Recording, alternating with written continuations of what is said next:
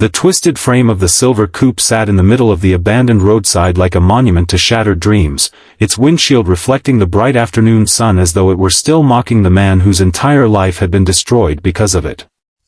Every person in the county remembered the crash.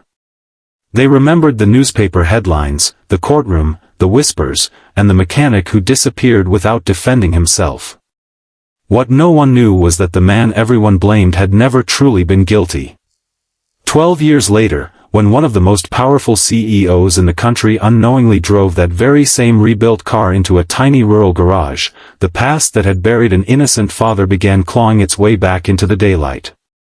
If you believe kindness, forgiveness, hope, and second chances can change someone's life, please take a moment to like this video, leave a thoughtful comment, share it with someone who needs encouragement today, and subscribe to our channel to become part of our growing community that believes every heart deserves another chance. Rowan Mercer had once been known as the finest mechanic in 3 neighboring counties. His hands could hear problems that expensive computers failed to detect. Customers drove for hours simply because they trusted him more than luxury dealerships. Yet skill alone could not protect a man from tragedy. After his wife passed away from a sudden illness, Rowan poured every ounce of love into raising his 6-year-old daughter, Eliza. She became the reason he opened the garage every morning and the reason he kept smiling when life seemed determined to take everything else away. The little shop was never fancy, but it was filled with laughter, honest work, and neighbors who believed good people deserved good things. Then came the repair that ruined everything. A wealthy collector brought in a rare sports coupe after complaining about an unusual steering vibration. Rowan spent 2 days inspecting every bolt, bearing, and suspension component. He replaced defective parts, documented every step, and personally tested the vehicle before returning it. 2 days later the same car crashed on a mountain highway during broad daylight. The driver survived with serious injuries, but another vehicle was struck, and a young father lost his life. Lawyers immediately searched for someone to blame. The collector insisted the repairs caused the failure. Insurance companies wanted a simple explanation. News stations needed a villain. Rowan became that villain almost overnight. Although investigators never found conclusive proof that Rowan's work caused the crash, public opinion reached its own verdict long before the legal system finished asking questions. Customers disappeared. The garage stood empty. Parents who once waved at him crossed the street with their children. The endless legal fees forced him to sell nearly everything he owned. The court eventually ruled there was insufficient evidence to convict him of negligence, but by then the damage had already been done. An innocent verdict could not restore a destroyed reputation. Unable to survive financially, Rowan closed the garage forever. He accepted work stocking shelves at a hardware warehouse during daylight hours just to provide food for Eliza. He never touched another customer's engine again. Every wrench he owned was carefully packed into dusty wooden boxes that remained unopened for over a decade. Whenever his daughter asked why he no longer fixed cars, he simply smiled with tired eyes and said that some doors stayed closed because reopening them hurt too much. Years passed. Eliza grew into a compassionate young woman whose greatest lesson came not from success but from watching her father continue choosing kindness despite unbearable disappointment. Rowan volunteered at community events, repaired bicycles for neighborhood children without charging a penny, and quietly helped elderly neighbors fix broken appliances even though he refused to call himself a mechanic anymore. He had lost his profession, but he refused to lose his character. Across the country, Celeste Whitmore had built one of the fastest-growing transportation technology companies in Europe and North America. Brilliant, disciplined, and respected by investors, she believed every problem had a logical solution. During a daytime charity tour through small communities where her company planned to invest in vocational education, her assistant suggested stopping at a local service station after warning lights appeared on her vintage coupe. It was a collector's vehicle she had recently purchased at an estate auction because she admired its history. Neither of them realized that the history hidden beneath polished paint carried wounds that had never healed. The nearest repair shop was a tiny garage attached to a modest home. A faded sign still hung outside, though years of weather had nearly erased the lettering. Rowan had converted part of the old building into a place where he repaired lawnmowers and bicycles for neighbors without advertising automotive work. When Celeste stepped from the car, Rowan froze before she even spoke. His eyes locked onto the familiar body panels, the handcrafted wheels, and one tiny scratch beneath the passenger side mirror that no restoration could erase. He recognized the car instantly. For a moment the world around him disappeared. The bright afternoon seemed strangely silent as memories returned with painful clarity. Courtrooms. Headlines. Empty bank accounts. His daughter asking why strangers hated him. The funeral of the innocent man whose family deserved answers that no one had ever found. Every instinct told Rowan to walk away. Instead, years of kindness overcame years of pain. He carefully inspected the vehicle while the CEO waited patiently nearby. Within minutes he noticed something alarming. A steering component showed fresh signs of tampering. The bolts securing a critical assembly carried tool marks inconsistent with normal wear.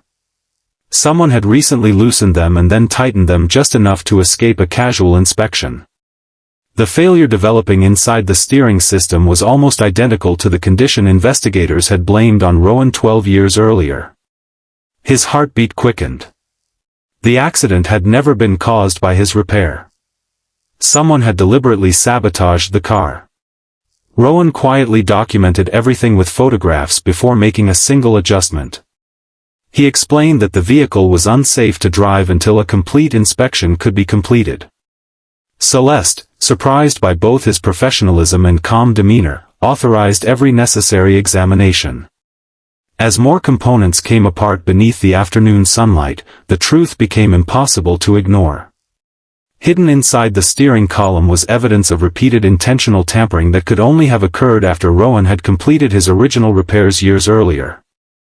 The pattern matched the damage investigators had overlooked because they had focused only on visible failures rather than deliberate interference. Celeste immediately arranged for independent forensic engineers to inspect the vehicle. Their findings confirmed Rowan's observations almost perfectly. Old maintenance records, forgotten insurance files, and archived repair invoices slowly revealed a shocking pattern involving a former business associate of the original owner who had secretly manipulated the vehicle during a financial dispute. The sabotage had been designed to create a dangerous failure without leaving obvious evidence. Rowan had unknowingly become the easiest person to blame. The news spread far more slowly than the original accusations, but this time the facts refused to remain buried. Newspapers that had once destroyed Rowan's reputation published detailed investigations acknowledging that the mechanic blamed for the tragedy had likely been innocent all along. Community members who had avoided him for years returned with embarrassed expressions. Some apologized through handwritten letters. Others simply stood silently before him with tears in their eyes, realizing how easily they had judged a grieving widowed father. Rowan accepted every apology without bitterness. Carrying resentment had already stolen enough years from his life. Celeste could not erase the past, but she refused to ignore what she had learned. She invited Rowan to help develop apprenticeship programs teaching young mechanics not only technical excellence but also ethics, documentation, and integrity. She invested in rebuilding his old garage while insisting it remain under his ownership. Rowan hesitated at first. Fear still lingered inside him. Yet when he watched young apprentices eagerly waiting to learn honest craftsmanship, he realized that the profession had never betrayed him. Only people had. The grand reopening happened beneath clear afternoon skies. Families filled the parking lot. Former customers returned with classic cars and everyday vehicles alike. Children laughed while local musicians played cheerful melodies. Eliza, now an engineer herself, stood proudly beside her father as he unlocked the same workshop door he had once closed forever. This time he walked inside not with fear but with quiet confidence earned through unimaginable endurance. The rebuilt garage became known less for repairing vehicles than for restoring hope. Apprentices learned that every bolt tightened represented someone's family waiting safely at home. Customers discovered that honesty created stronger businesses than shortcuts ever could. Rowan's greatest lesson was never about engines. It was about refusing to let injustice define the rest of a person's life. Celeste often visited during daylight whenever business brought her nearby. She never forgot that a man the world had abandoned chose compassion instead of revenge when he had every reason to turn her away. Their friendship became a reminder that true leadership begins with humility and grows stronger through listening. Before long, Rowan placed his old worn wrench inside a simple glass case near the garage entrance. A small plaque beneath it read that the strongest tools were not made of steel but of patience, forgiveness, and hope. Every apprentice paused to read those words before beginning work. Before we finish, please leave a meaningful comment telling us what touched your heart most in this story, or share a time when someone gave you a second chance that changed your life. If this story touched your heart, please like this video, leave a meaningful comment, share it with someone who needs hope today, and subscribe to our channel so you never miss another emotional journey.